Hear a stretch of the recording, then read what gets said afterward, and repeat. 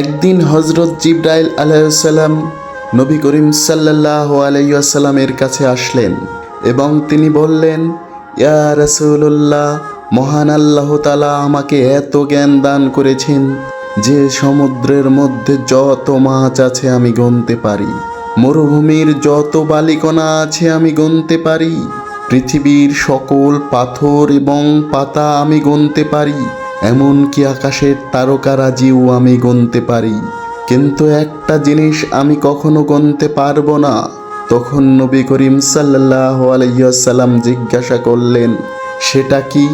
তখন জিবরাইল আলাইহিস সালাম বললেন, সেটা হলো আপনার উম্মত যখন আপনার উপর দরুদ পাঠ করবে আর তার বিনিময়ে রব্বুল আলামিন যে সওয়াব দান করবেন তা আমি কখনো গুনতে পারবো না।